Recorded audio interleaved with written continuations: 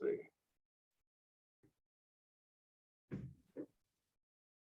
You are now the host, and take it away, Mike. All right. Well, thank you for letting me have some of your time and going over 3.0 with you. Just a little bit about myself. I work for Heartland Video Systems. We're a systems integrator, and the last 2.5 years I've been solely on our ATSC 3.0. I've launched about 50 markets with BitPath and Pearl. And we have a lab here that has all the major equipment manufacturers for every step of the way. So I can do a lot of testing on the side. I made a PowerPoint, but I'm not going to start off with it. It is available to Jeff to distribute to you guys if you want to look at it. But I thought maybe what I could do first off is show you the broadcast gateway, which is the equipment in a 3.0 chain that makes all the RF parameters, because that's kind of the heart of the system and where most of the configuration and decision making has to happen. So I'm going to share my screen, and I'm going to hope that I get the right one.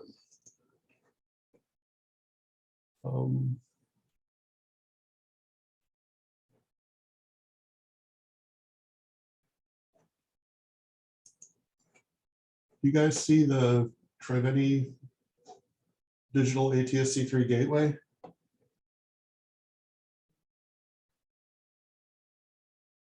Yes, we do. Okay, great. Okay, so the idea behind ATSC3 and the gateway is that you can do multiple physical layer pipes. They're called PLPs. And just to give you an idea of what that means, if you use ATSC1 as a reference point, you get one physical layer pipe. It's an 8 VSB modulation, gives you 19.39 megabits of throughput, and it's about a 15 dB carrier to noise. In ATSC3, you're allowed to do many physical layer pipes, and there's really no set construct. You can make it do whatever you want it to do. So what I want to show you right now is just the idea behind, why you would choose different things and how you might go about setting them up. So here we have a thing called a subframe. Subframe is just a construct, and if we want to do different settings between physical layer pipes, if some of the parameters are the same, we can use the same subframe. If they need to be different, we can use different subframes. Why we might want two different physical layer pipes, though, is where it gets a little bit interesting. As you increase your bandwidth of a physical layer pipe, you're going to also increase your carrier to noise number, and the higher your carrier to noise number, the worse your reception is going to be. I can use one physical layer pipe and make it equivalent to ATSC1. It'll have a 15 dB carrier to noise, but instead of carrying 19.39 megabits, it can carry about 25.5 megabits. So you get a little bit of an advantage over ATSC1 right there. It's about 6 megabits better with the same rough coverage area. But I might want to target mobile applications where you can hit, cars driving at 70 miles an hour, go into buildings. You can set something up that's cell phone level, about 3 dB carrier to noise, but you're going to cost yourself bandwidth. You're not going to be able to transmit as much data. Another advantage, though, of having a really robust or a low carrier to noise, far-reaching PLP is that you can increase your coverage area quite by a large amount, and you can send data casting through that PLP and not bother with any linear audio video services where you might not need a whole lot of bit rate. And you can also put your signaling into that PLP. And the reason why putting signaling into a very robust PLP is important is that in ATSC3, you can backfill with OTT channels or broadband channels. And anybody that can pick up your signaling can also decode your OTT signal. That's the rights management part of it.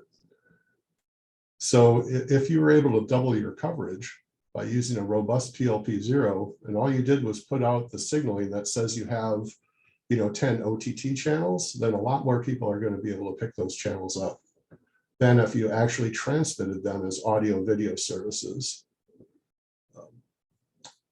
Because the more data that you want to put through, the worse your coverage is going to have to be. So there's an advantage in data casting to do a robust PLP, and there's an advantage in OTT to do one. So what I'm showing here is a single subframe with two PLPs. PLP 0 is where I'm going to put all my signaling and my data casting. And you can see that we've got like a 2.7 megabit throughput. It doesn't show it here, but the carrier to noise on this is -2. We use this in Detroit for an automotive test. The modulation is QPSK. And if you look at the choices between the modulations that you can use, you can go from QPSK, which is the most robust, all the way up to 4096 QAM, which would be almost unusable because of the coverage, right? That you'd have a lot of throughput, but you wouldn't be able to send the signal very far and have it be picked up. The other part that matters here a lot to bitrate is this code rate. And this is essentially FEC. And this is set for 4/15ths right now. And what that really means is that you get 4 data bits and 11 correction bits or FEC bits. So there's not much throughput because very, very little is in data, but you end up with a very protected signal. And you can go all the way from 2/15ths to 13/15ths. And again, if I chose 13/15ths, I would expect that my data throughput would go up quite a bit, but my receivability would go down. So because this PLP with 2.6 or 2.7 megabits of data has a -2 dB carrier to noise, there's no problem picking it up in cars. There's no problem in buildings and tunnels. It's everywhere, and it's impossible to have drops in this Detroit market here. It's very robust. As long as they can accommodate only having 2.7 megabits of data and signaling, then they're fine. If we look at PLP1, you can see that we have 21 megabits of throughput in this one. So this is where the people in Detroit just throw in all of their audio video services for their 5 channels that they put up. They have 5 HD channels, each from a different broadcaster. They're using 256 QAM, so it's not as robust. It carries a lot more data. It's harder to receive. And they use an 8/15ths code rate. So again, 8 data bits and 7 correction bits. All that means is that it's a little bit less receivable. The carrier to noise on this is about 17. So it's a little bit worse than ATSC1. So the question gets to be, when you design one of these systems is what is it that you're looking for? If you just want to throw a lot of data in there, you probably just go with a single PLP and you get about 25.5 meg through. But if you want to start doing things that are a little bit outside of OTA broadcasting, then you start thinking about maybe putting in a different PLP, making it more robust. So I don't know if anyone has any questions along the way. You can just interrupt me as or not interrupt, but just throw out the questions and we can certainly talk about that. There are a lot of other settings in here, and I'm just going to touch on them a little bit. But if I go into subframe, you see there's a thing called FFT size. That has an 8K, a 16K, and a 32K. So this is how many carriers are used to carry data, either 8,000, 16,000, or 32,000, roughly. The higher the FFT size, the more data that you carry. Guard interval is the space in microseconds between the carriers. And the lower you go, the more bit rate you get to carry, but also the more trouble you may have with multipath. Scattered pilot is, again, how many pilot carriers are included in all the carriers that FFT gives you. The higher the first number, the more throughput you get, and the lower the second number, the better your receivability. So there's a bunch of combinations, and if you look at it, you can see that there's many different combinations of scattered pilot you can use. There's many different guard intervals that you can use. So when you add up all the different combinations of settings in the gateway, you're in the tens of thousands of different things that you could configure together to make a usable signal. But therein is the problem. You have to be careful that exciters and consumer TVs can handle the combinations of settings that you're going to do. They're not all naturally supported. Everybody has problems with certain things working together. So it's a little bit of a moving target. If I go to my monitor page, this just shows a little bit about how I have in my lab configured this system and what it carries. This PLP0 here is my very robust -2 dB carrier to noise with like 3 meg throughput, 2.7 meg. What I have in there is this 224.0.23.60 signal. That is a lot like what you might think of as a PAT. The PAT in ATSC1 was always PID 0. You couldn't really adjust that. It just had to be. And it's what every receiver used to tune you or to discover you. So that's exactly what this is. Every single ATSC3 system in the world has this low-level signaling or LLS signal on this exact same address. And then there's a colon and a port number 4937. That's just a way to express a multicast with the UDP port. So this is where you would tell how many channels, what major minor channels they were using, and what the call letters were for it. This next 239.255.0.255:8000, that's our electronic service guide. So just like in ATSC1, you have PSIP, so you can bring up your, your guide grid on a TV. That's exactly what this is for. And together they eat up very little bit rate, right? You can see it's less than 100 kilobits. Everything else was reserved in this case for data casting. And, if it's 100 kilobits of signaling and guide data, you're about 2.5 megabits of data that you can put through there per second, 24 hours a day, 7 days a week. It turns out to be roughly about the most anyone could use in an ATSC1 system. I mean, if you think about how many null packets you might have available normally in ATSC1, it might be around 300 to 500K. And you might be able to harvest that for data casting. Some people give up, a service and increase that. But here, you've got 2.5 available for it just natively. Down here in PLP1, we've got our 21.5 megabits of throughput. And I've got 2 audio video services here. They're 99.1 and 99.2. They're just at my lab stuff. And you can see they're right around, 3.5 to 4.5, and you notice the variability. So one thing in ATSC3 encoders is that they are not really fixed bit rate. They're more ABR or adaptive bit rate. They don't necessarily stat mux, but they do change their bit rate based on input video complexity. And that's why they're jumping around a little bit. Another thing that you'll notice later when I show you some other stuff is that it's the same source in both of them. So they track pretty closely in bits. But this is where you would just start throwing all your audio video services. In ATSC3, audio and video is HEVC video and AC4 audio. So it's a little bit better efficiency in video encoding and audio encoding. If we talk about audio real quick, 5.1 in AC3 is generally 384 kilobits. If you're Fox, it would have been 448. In ATSC 3, you use AC4, and if I do a 5.1, I can get by with 192 kilobits to do that. If I do a stereo, I can get by with 96 kilobits and still have very high quality audio. I can do 4 to 5 megabits of video in HEVC, and that is a 1080p signal with HDR. So you can see it with a 21 meg pipe. I should be able to fit 4 1080p signals in there without any problem.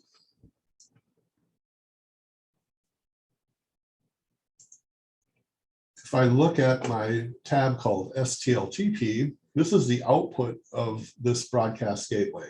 So the gateway takes in a bunch of multicasts and it muxes them into a single multicast in an STLTP format.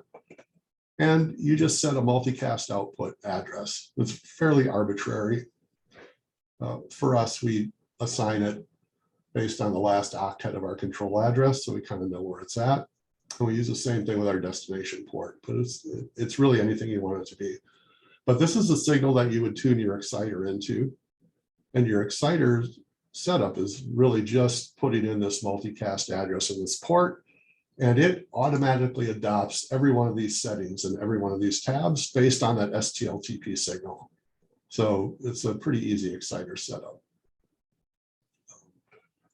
So does anybody have any questions about the gateway, or, you know, it's just its basic function?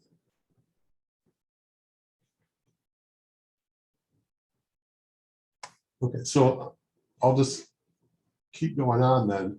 If you want to change your gateway configuration the way it is right now, you know, it's a manual change, and there's an interruption in service when you do it. But TVs, consumer TVs, just adapt on the fly. So there's not a rescan that's needed. That there'll be a momentary interruption as you change it. But the important thing here is that you have to know that what you're changing to is valid.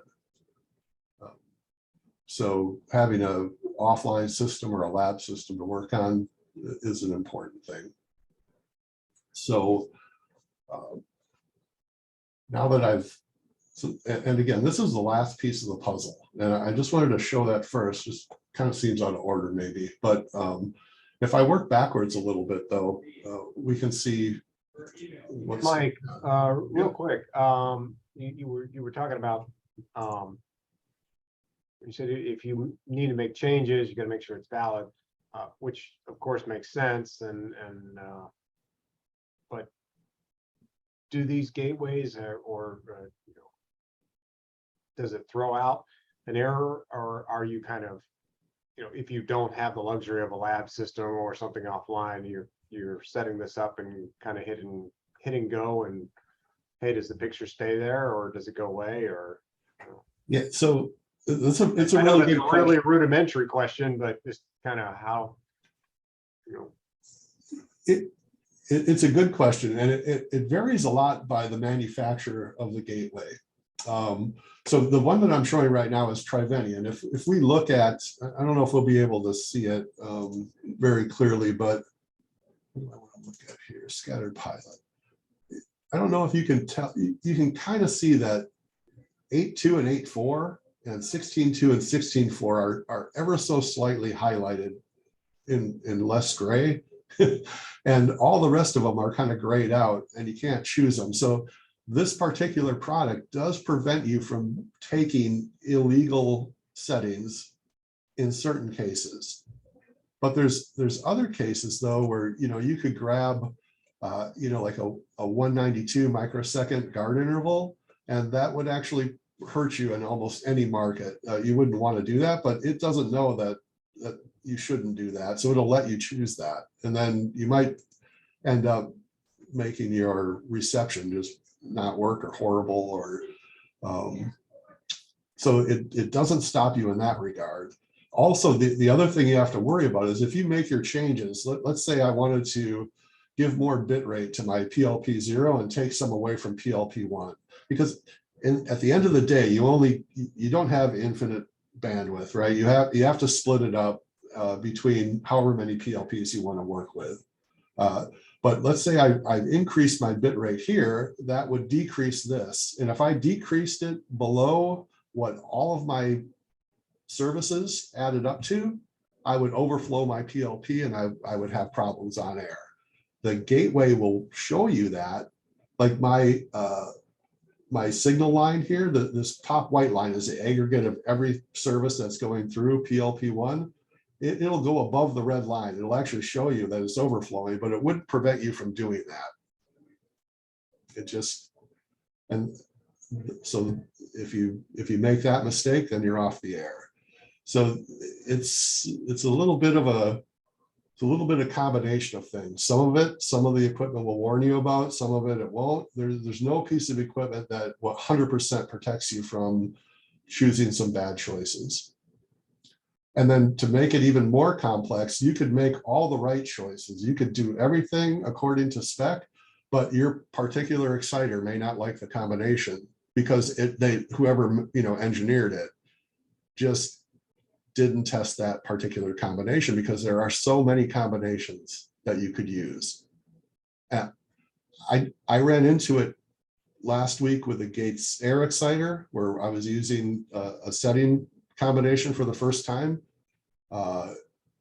And it was something that Mark had agreed to. So we were just testing it. The Teamcast exciter and the Rode exciter worked fine. The Gates did not alarm on it, but it did not put an RF output out. Gates fixed it quickly, like within a week, but there's no way for you to know that without testing it first. Those are always going to be gotchas. So it's a little scary if you don't have the ability to, try something first.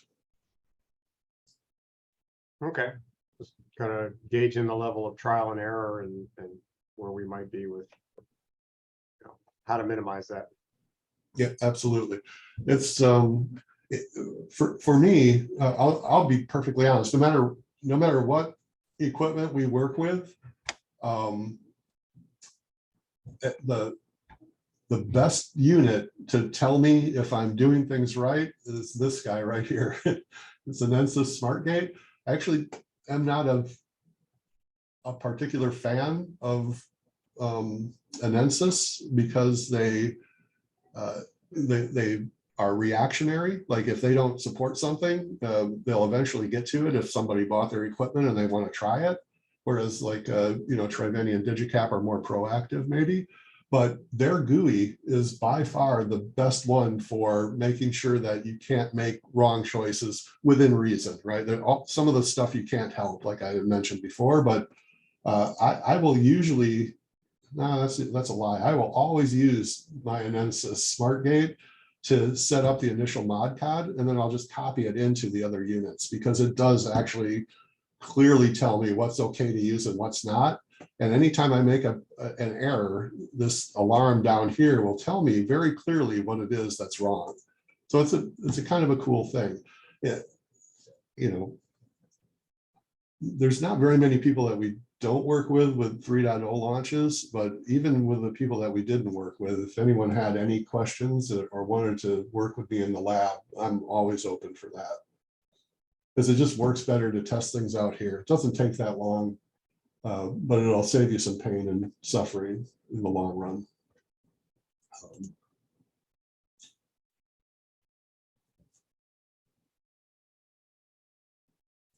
Any other questions, or did that answer that pretty well, or do you? I covered what I was curious about. Yeah. Cool. If I take a step back now, I'm just going to launch into my route server. So this is the device that feeds the gateway. And again, we're going backwards a little bit, but so what the interaction, between this route server and the gateway is that the route server is going to make a multicast service for every single audio video channel that you've got. In this case, I'm only doing two, just some lab setup that I've got. But it gives you thumbnails if it's getting the files from the encoder, and it tells you what bit rate you've got going out. So you can see they're roughly 5 megabits and they're jumping around a little bit. And if I come back here, that is what this is right here. This is the 2 5 megabit, signals that jump around a little. So we can see that, that it's working at a graphical level. But I can also go in to a service and I can see, how I should set it up. This stuff right here on the left-hand side that's all my encoder path information. And on the right-hand side, this is my output multicast address. It's 239.255.99.1. And again, if I come back here, that's this guy right here. Highlighted everything, but that's where that comes from. It's just whatever address you want to make it. It's arbitrary. What we try to do is use a pretty set multicast scheme with a major minor channel as the ending. That way you can't get duplicates in the market. Because ATSC3 is all multicast traffic within an RF package, it's possible that you could have 2 lighthouses in the market using the same multicast address for different things. And that would confuse receivers, because once they tune into multiple RFs and they see the same multicast from 2 different sources, they're going to have problems with that. And in the spec, it recognizes that, and it asks you to be geographically specific with your addressing. So easiest way to do that is major channel, minor channel. And then you can even do that with your ports. You can put 8 major channel, minor channel, like 8991 if you wanted to go with a 99.1 there. But again, this is all relatively open for whatever you want to do with it.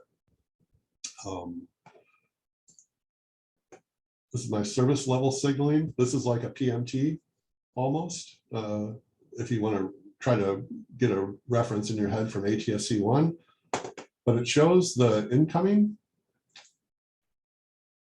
information as an MPD file or a manifest file. And this comes from the encoder. The encoder sends dash packages into this unit. So it's not a stream. It's not a transport stream at all. They chunk up audio, video, and caption segments into, in this case, 2.002 second segments. And again, you got one for video, one for audio, one for captions. If you had a SAP audio, there'd be a 4th one in here. It would be a SAP audio adaptation set. When it leaves the route server, it has all the MPD information for the audios and the video and the captions. It also adds an ST SID and a USB-D, which I'm not going to go into about what they mean, but they just contain extra information that the route server itself adds in. I can go into the segments and I can see my 2-second segments coming in with timestamps. And I can see a bar graph of audio, video, and caption data. Caption data is purple, videos in light blue, and audios in red. And I can see the outgoing video, which takes up the majority, audio, which is in red, and then the caption data is on the bottom, but it's such a small amount that it's hard to see that purple line there. But that shows me what's coming in from the encoder and what's going out to the route server or the gateway. And the gateway shows me, what's going out of the gateway itself. So you get a lot of monitoring just in the equipment itself. If I look at my encoder, I can see that I've got 2 services here with thumbnails. But if I were to just take a look, or not, there we go. If I take a look at my output, I can see that I've got this path, 172.18.129.137, and it's got a just a URL address there. And this is telling the encoder where to send all of its dash files. And this is just your route server. This is the destination. That's this guy right here. And that's the broadcast chain. So I did it in reverse. The first thing is the encoder. The encoder takes in SDI or transport stream IP, converts everything to HEVC with AC4 audio, and packages it as a dash file and sends it out to the next thing in line, which is the route server. The route server takes all the dash segments and it builds a route multicast, one for every service, and it sends it on to the broadcast gateway. The broadcast gateway muxes all those route multicasts together and makes a single multicast output to the exciter called STLTP. And inside that STLTP contains all the RF instructions for the exciter to operate. So even though there's a lot of new things in ATSC 3, a lot of the concepts kind of match ATSC 1. And it happens to be quite easy, I think, to install because everything is Cat5 cable. Everything is all multicast or file transfers. And you just provision some switches and get the right VLANs in them, and away you go. So if I want to talk a little bit about certain encoder aspects too that you can change, or certain things that you can do with the encoder. So if I look at my video track here, I can see that I've made it HEVC. So that's mandatory. It needs to be HEVC for ATSC 3. I can choose my frame size for my output. Doesn't really matter what my input is, right? I can have a 720p input and I can convert it to 1080p output. But the one thing that really stands out is that any interlaced signal does not work very well in ATSC 3. So it's better to convert to progressive at some level. So if you're doing a SD, you should do 480p. If you're doing a 1080i input, you should probably convert it to 1080p on the output. And there's a case for even converting 720p to 1080p on your output because of HDR, or high dynamic range. And this is a good way to kind of make the ATSC 3 signal look a little bit better than your ATSC 1 signal. HDR really stands out, in my opinion. And the encoders can all do synthesized or fake HDR from an SDR input. It's not as good as using an external box like an AJA FSHDR, or Cobalt makes a 9904 card to do it, but it comes native in all the encoders. So it's nice to, to just do that and make it a little bit better even. You can see that the bit rate of this particular service says it's 3 megabits, GOP size 60, progressive, so a P on the output. But the big thing here is that 1080p supports HDR. So if you do main 1080p, then you can turn on your HDR settings. If you do 720p or some kind of interlace, then you can't use HDR at all. And if I want to show you, there's a few things in here too. Remember, I had said that the segment time was 2.002 seconds. Well, the chunk period is equivalent to that. It's 2 seconds roughly. And if I look at this output colorimetry signaling, I can choose BT709 is standard SDR and BT2020 is HDR. I can convert my output to HDR by clicking on that and then just choosing the HDR that I want. And HDR10 is a pretty, I would say, accepted standard by most networks. And it certainly seems to me in my lab that it works the best. So if I do this, now you have an SDR input and an HDR output. It's kind of a neat thing that the encoder can do for you. If I look at AC4 audio, the encoders can do stereo and 5.1 AC4 encoding internally. So you feed it PCM audio and you can tell it to do one of those two things. AC4 also has the ability to do Dolby Atmos, which is 5.1 plus 4, where the plus 4 is the overhead stuff. And it can do 7.1 or 7.1 plus 2 or plus 4. In order to get that, you have to have some kind of audio processor ahead of the encoder to make that and do an AC4 encode, and then you would do AC4 pass-through in the encoder itself.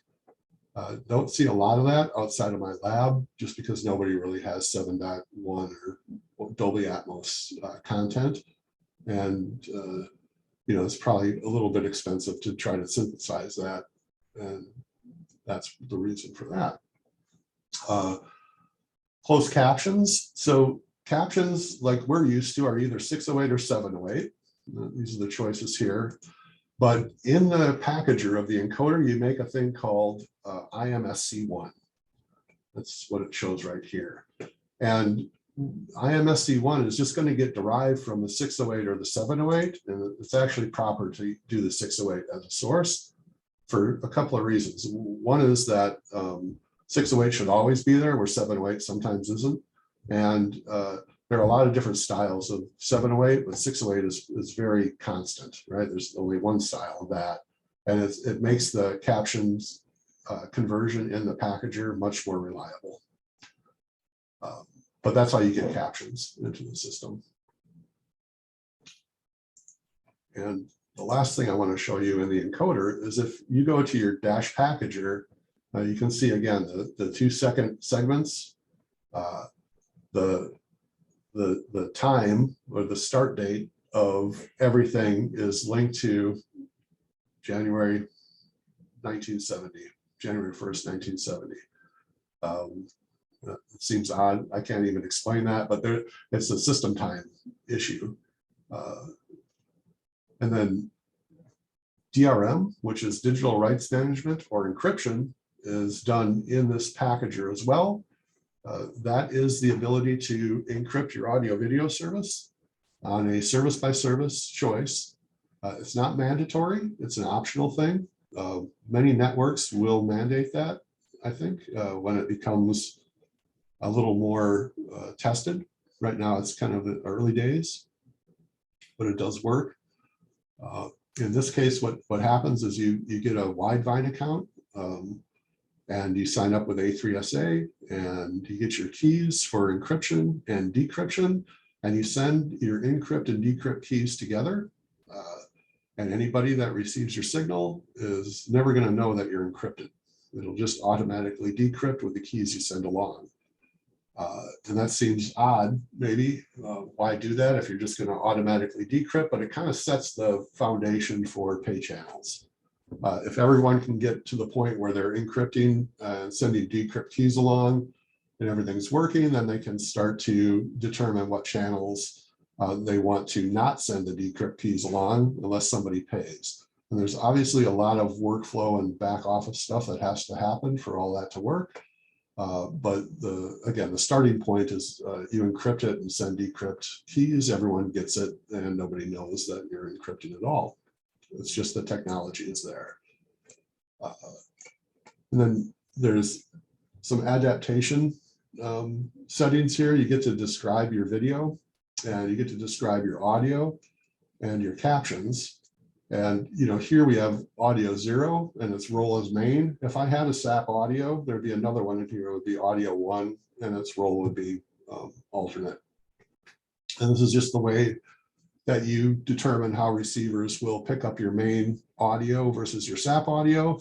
If you get your adaptations reversed, whenever someone tunes to your channel, it will automatically pick the SAP audio to be output, and you have to go in and change your language to get the main audio back. So you kind of want to make sure they get in the right order. But other than that, that's how we do the audios. So the choices that you've got in your video encoder are really, what bandwidth and format do you want to send these out in, and do you want to do HDR? If you want HDR, you have to be 1080p. Now that could be HDR on the input and pass through, or it could be SDR on the input converted to 1080p on the output with fake HDR. But that's that's pretty much it for the encoder. Any questions about any of that stuff? Yeah, throughout this whole discussion, I don't see anywhere where I can optimize, let's say, my stat mux for several different video streams coming through. Yeah. Is that done, or is that? It looks like you just set a limit and that's it. That's an awesome question. So StatMux is it is a thing for all three major encoder manufacturers, which would be Harmonic, and Atem, and Cinemedia. And I'll give you the rundown of what's required on all of those. So with Atem, you need to have a virtual instance of Titan Mux for it to work. So in my lab, I don't have that. So I just run everything, what I would consider fixed bit rate, just given that it's not really fixed. It varies a little bit with encoder input, but they do support StatMux, and you would have, in that case, another web GUI to go into that would say Titan Mux up here, and you would set up your priorities and your mins and maxes for your services. Harmonic supports it in without an extra module, right? That's all done in their web GUI. And Cinemedia, who was the first encoder manufacturer to support that, they also do it all in the same platform, the same web GUI. You don't need an extra piece of equipment. But Cinemedia is the old Scientific Atlanta Cisco company, and they have a pretty good encoder for 3.0, but they're not very well known. So StatMux has been slow to come out for a couple of reasons, and I'm really glad you asked the question. But you notice that there's this fairly large variance of bit rate here. You see that it goes about from 7 to maybe 17. That's a 10 meg pop, right? That's a lot of bit rate variance to have when you consider that you don't ever want to overflow this line in red up here. And the reason for this isn't only that the encoder is ABR right now, where it depends on the video input, what kind of bit rate it wants to assign. You might get a meg variance out of the encoder per channel doing ABR. But there's a major issue with buffer and timing when you go from an encoder transport stream into its internal dash packager, into the route conversion, into the gateway STLTP conversion. And what would happen if I StatMuxed these two services, would I see a completely flat line across here like I would in ATSC 1? The answer is no. I'll see a variance just like this. It may not be as great, right? It might be, instead of 7 or 8 meg, it might be 5 meg. Because all I'm doing when I StatMux is I'm taking the transport stream of the encoder pre-dash packager, and I'm making that fixed, with whatever pool bit rate I have. And then after that, it just gets screwed up more and more and more as it goes through each different conversion. And when I say screwed up, I don't mean like it's a bad way, but it's an intentionally bad way. It's just how the system works right now. There is an interesting combination of equipment with a Cinemedia encoder and a Triveni route and gateway, where they've been able to null out the variance, so that when you look at a Cinemedia encoder with a Triveni, you'll see a perfectly flat line on the STLTP. So they have been able to affect nulling out all the different buffer issues that cause this variance. The only combination of equipment that does that, and it's kind of a cool thing, because having to set your aggregate STLTP signal 5 megabits below your top line, so you don't ever overflow it, is a little bit of a disadvantage. That's a fair amount of data to be throwing away, and they prevent that. Will most other encoder manufacturers and route gateway equipment adopt that? I don't know. maybe.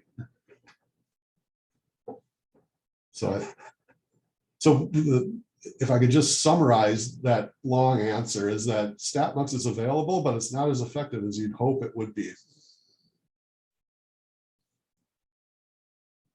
Well, I'm just thinking of a, you know, a lighthouse kind of situation where you got 4 HDs on there or 5 or whatever, you know, how do you optimize the bandwidth under the, what here is what, 21 meg, 21.6 so that everybody puts out their best signal? And you have to build in some headroom right now. That's unless you use that Cinemedia Triveni combo, which I'll be honest, isn't used that much. So what you end up doing is, first of all, you're never going to have 2 of the same signals going into your encoders. So the fact that I see these giant dips and giant peaks is partly because the encoders services are doing the same thing because they have the same content. But the general rule though is that, you know, I'm going to watch this with the right signals in, and I'm going to see, you know, how high the high peaks are and how much I have to decrease the encoder bit rates to fit them in. So that's it. I just have to decrease my services bit rates on the encoder until my variance is under that red line. So it's inefficient in that way right now, but it's just a reality of how it gets set up. And the more services you have, obviously the worse that impact is, right? Because if you have 2 services that vary, that variance is just going to be less. If you have 6, you know, you're going to have quite a bit of it. And StatMux will help a little bit, but it won't help even, you know, by 50%. There'll still be quite a bit of variance for you. So every lighthouse that we've done, it doesn't matter who it is for the most part, they have this issue that they have to work around. And the workaround is to apply a little bit less bit rate than what your theoretical max is on all the services, so they fit inside of that STLTP cap of whatever, right? Whatever it is.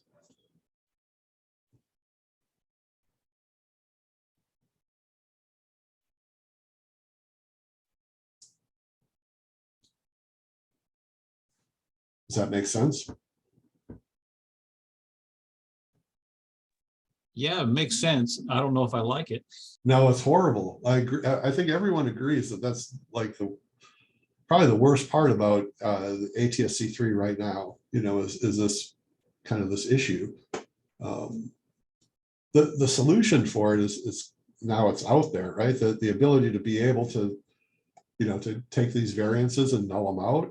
It's been proven, you know, it's just a matter of whether or not everyone will adopt it. It could get written into the specs that it'll have to be that way. People could make improvements in their system, you know, to null that out without using the same technology that Cinemedia and Triveni did. Yeah, all it takes is people wanting, you know, the manufacturers wanting to do it. But right now, that's just how it is, 100% of the time.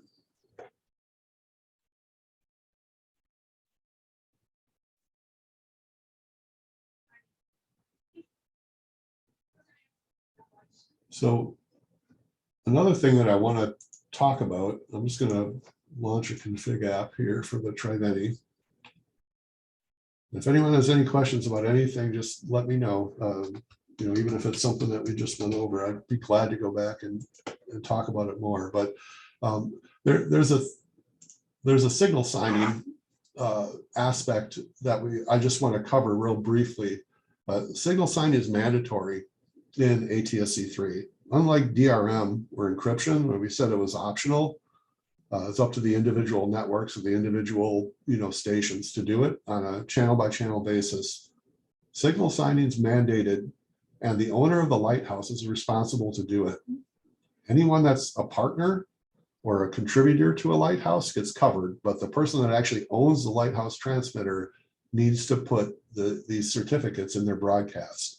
And the certificates always go in the route server. And a certificate is just an electronic file that's going to say you are who you are. and they work with these root certificates that the TV manufacturers have installed in their TVs at manufacturing, right? So Samsung, Sony, and LG all have root certificates in. And when you buy a certificate from a company called Eonti, E-O-N-T-I, that's a derivative of that root certificate that all the TV manufacturers use. And then they'll just naturally match up, and you'll be able to have that TV decode your service or your services. And if you don't have that, eventually, then you won't have a TV decode your services. There's a hierarchy to how this is being rolled out. And earlier this year, February 14th, Valentine's Day, something like that, they decided that they would allow broadcasters to start testing with the certificates. So right now, you could put certificates in your stream. The TVs don't enforce them. So whether they're there or not, everything works, but you can validate using a document that I wrote for A3SA. You could self-validate, or you could have us do it, or you could go to A3SA and see if they'll help. But there's a way to put certificates in and make sure they work without impacting your broadcast right now. In a future date, which hasn't been determined yet, but probably, you know, sometime in the first quarter or second quarter of 2023, they're going to mandate that certificates are present in broadcasts, and TV manufacturers will send out code that will enforce it. And then anyone that doesn't have a certificate, or if their certificate is invalid, things won't work so well anymore. So the reasoning behind this was that, you know, ATSC 3 and A3SA wanted to protect broadcasters against people that just had unauthorized redistribution of signals. So I think like there's a case in New York with a company called Aereo, where they would just take people off air and made their own little cable system that they sold to people. They weren't paying broadcasters for it. They were just grabbing them off air and using them. And then they had to go to court and get them shut down. That took a while. Then there was Lowcast as well that was doing something similar, and they've been shut down. But, you know, there's a bunch of, you know, legal stuff you have to go through to get that to happen. This just prevents them from being able to do it. And so, again, mandated, you put the certificates into your route server. And if I go take a look at my transport level, I can see that I could link my certificates right here. And once I do that, then they're in the broadcast chain. And again, the TVs right now will accept it. And they won't act on it. You can have them or don't have them, but eventually you're going to have them. So that's another little aspect of ATSC 3 that I thought I should throw out there. If I look at this particular GUI here, this is the guide builder setup, and it looks a lot like an ATSC1 guide builder. If anyone has one, you get a scheduled provider, and you can just, you know, Titan TV, Grace Note, ProTrack, whatever it is, right? You can just get your guide data, and you can put the same old guide data that you always have up on your ATSC3 signal. ATSC3 does provide for extra guide stuff like images, and even preview clips like Netflix or Amazon Prime have. So you can kind of see what's going on, or see a graphical representation of what that program is like. You know,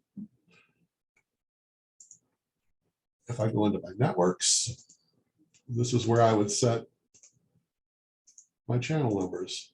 So you notice that I had a 99.1 and it was called LDM0, and a 99.2 called LDM1. You know, these could be whatever your call letters were and whatever your major minor channels were. And you just link your guide data down here, you know, to whatever it is. And this works almost identically to the 1.0 guide builder. In addition to audio video services, we can also do data casting with any ATSC3 route server. So data casting is, you know, sending package, right? Like a file package out if you wanted to. You just give it a multicast address to go out. You can do data casting through SpectraRep. You can do data casting through SIG, KenCast. There's a lot of different companies that support this. And some of the things that we've seen data casting used for is especially distance learning. There's a lot of companies that are trying to target this, where they can send data to schools, to classrooms based on requests through Google Classroom as a backbone. It's an existing Google service that most schools are signed up with. And then kids at school, especially without internet connections, can get little tuners that act as Wi-Fi hotspots, and they can interact with their subjects and send their data back to the teachers. And everybody is pretty happy with that particular aspect. And there's also a similar one for emergency services that a lot of people are using, a lot of PBS stations right now. Data casting in 3.0 is extremely easy because you don't need any extra equipment, right? All data casting is IP natively, and it could be cloud-based even, so you wouldn't have to have a local server. You just take the IP stream into your route server and send it on through the system, and it's in your stream. So it's a much more elegant way. You don't need a bunch of encapsulation equipment to harvest null packets and all this kind of stuff like you would with ATSC 1. So that is the data casting aspect of it.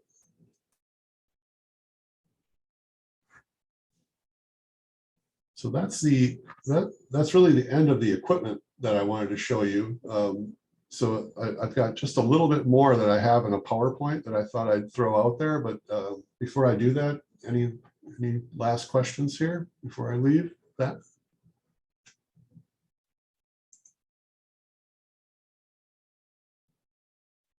Just no questions, but I don't want to rush you, but sort of nudge you here that we're coming up on time here. I can stop it right now too. Like I said, the PowerPoint is available to anybody that wants it. Jeff, you've got it. I can send it to anyone that you want me to if you just give me their email address. But yeah, I definitely don't want to go over time. So.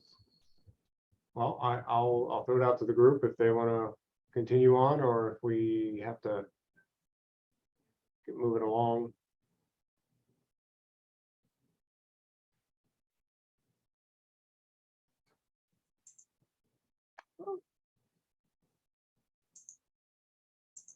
Said I don't want to miss anything or take anything away from anybody. There was some good info. I know I've got a few notes and had a few aha moments. Yeah, I'm gonna have to jump too. Well, then I guess why don't we do that, Mike? If you can send me that PowerPoint. Actually, I think you sent a copy of it last night. I can get that distributed, and I don't want to speak for you, but you've always said in the past that you're always available to answer questions. So I kind of throw that out for anybody. Yeah, that's absolutely right. I would take any questions, emails or phone calls. Jeff's got my contact info. He's free to share that. If anyone has any questions about 3.0, I will answer them to the best of my ability. I've got a lab and remotes I can make available and show you whatever you guys want. Just really interested in trying to share 3.0 info with the broadcast world. You know, there's no obligation. Just let me know if you want something and I'll help you out. All right. Well, that sounds good. I think there was a lot of some good stuff in there. Combination of refresher and some new stuff. And much to Irv's disappointment there, insight on StatMux, which I didn't know either, but yeah, that does sound like a deficiency. But hey, it's still new. All right. Well, thanks, Mike. I appreciate you taking the time to chat with us. And My pleasure. Thank you guys for your time. I appreciate it. Any last minute questions or comments? We adjourn. All right. Well, thanks, everybody. We will see you next month. Take care. Bye. Thank you. Bye.